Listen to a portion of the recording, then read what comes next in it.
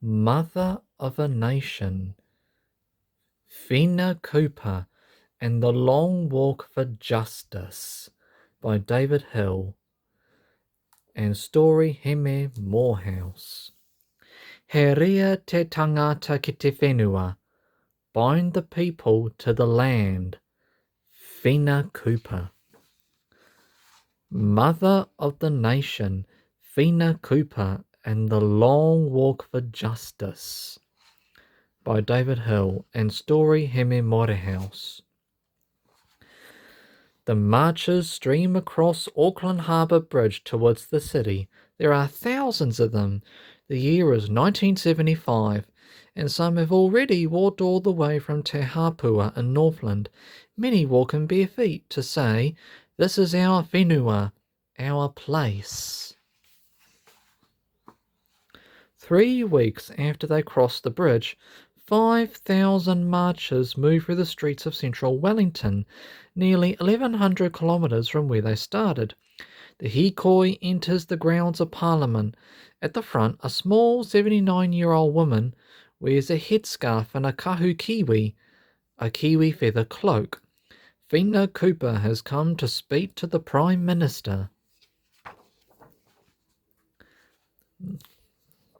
Hohipena, or Whina for short, was born in a whare beside the Hokianga Harbour in 1895. There were hardly any roads. People travelled by boat, on horse, or on foot. So when Whina started school, she walked 9 kilometres each way every day.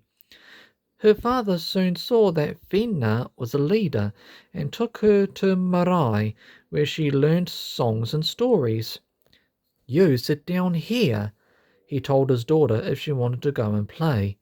When Whina turned 13, she travelled by boat to St. Joseph's Maori Girls' College in Napier. She became a strong swimmer and a rugby fan. She watched Halley's Comet in 1910.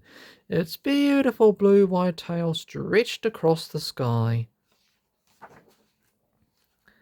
When Whina was 16, she returned home to Whakarapa. Her father wanted her to get married, but she had other plans. She worked in a local shop, she was a teacher, she rode horses, fished, and went to dances. And she organised her first land protest. A Pākehā farmer wanted to use some land beside the Hokianga Harbour, but Whina's iwi gathered shellfish and raced horses there. When the man and his son dug drains, Whina and her friends followed and filled them in again. Finally, the court said local Maori can keep their land. Whina met Richard Gilbert, a young surveyor. Suddenly, the 21-year-old decided she did want to marry. Whina Te Wake became Whina Gilbert. She had to borrow a friend's gold ring for the wedding. She and Richard lived on her parents' land, where Whina milked cows by hand every morning and afternoon. They spent evenings singing and talking by the fire. Just after the First World War ended, a terrible flu pandemic swept the world, and Whina's father died. Whina and Richard moved away and built their own whare from Nico palms. 2 years later, they came back to Whakarapa. Whina helped start a komite wahine, a women's group helping local people. Around this time, the politician Apri Rangangata, his picture is now on our $50 note, was trying to save Maori people's farmland. Whina, who wanted to help him, roads were built, farms grew, people were healthier and better off. But then Richard got sick and died. Whina remarried to William Cooper, whom she had met through community projects. Now she was Whina Cooper. That name would become famous throughout Aotearoa, New Zealand. When the Second World War began, Whina and William were living in Carmore, near Whangarei. She and others ran basket socials, selling kete full of food. The money was used to help Hokianga families and send gifts to troops fighting overseas. Whina also helped organise the 1940 Waitangi celebration, a century after Te Tere Iti was signed.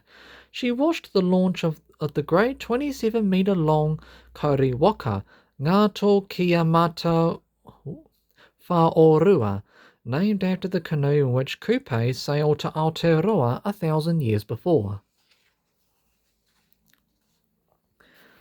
By the time Whina and William returned to Whakarapa, now called Panguru, she had 6 children. She kept working for local people and organised a huge hui to welcome home soldiers from the Māori Battalion. She took up target shooting and coached rugby. She liked yelling at the referee. Women wandered around her when their babies were born. One evening in August 1949, a ruru flew into Whina and William's house. It could be a sign that death was near. The next morning, William Cooper died from a heart attack.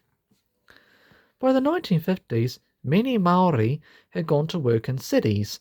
Some of Whina's children were among them. So the 56-year-old widow moved to Grey Lynn in Tamaki Makaurau, Auckland. Whina and others were concerned that too many were living in cold, leaky houses in the city. They formed the Māori Women's Welfare League to improve life for Māori women and children. Whina was made the league's president and used her kitchen table as an office. Her brilliant speeches inspired many people to join up. The league called her Te Whaia o Te Motu, Mother of the Nation. The government awarded her honours. Whina was now over 70, but her greatest moment was still to come. Whina always got on well with Pākehā, but all across Aotearoa, the government and councils kept taking Māori land, and many Pākehā didn't seem to care. What could make everyone take notice? She formed a group called Te Raupo Matakiti o Aotearoa, those who look ahead. They decided on a hikoi, a march, from the far north to Wellington, with the message, not one more acre of Māori land. It needed enormous planning, food, safety, places to stay. One night, Whina dreamt that she was on a boat pulling a child from the sea. She decided that the boat was her journey through life, and the child was all future tamariki whom the hikoi would help. On 14 September 1975, about 50 people met at Te Hapua in Northland and began to march. Whina led the way, holding hands with her 3-year-old granddaughter, Irene. A protest flag was raised. Many older people wept. For 30 days, the hikoi moved south through Te Ika a Maui. More people joined.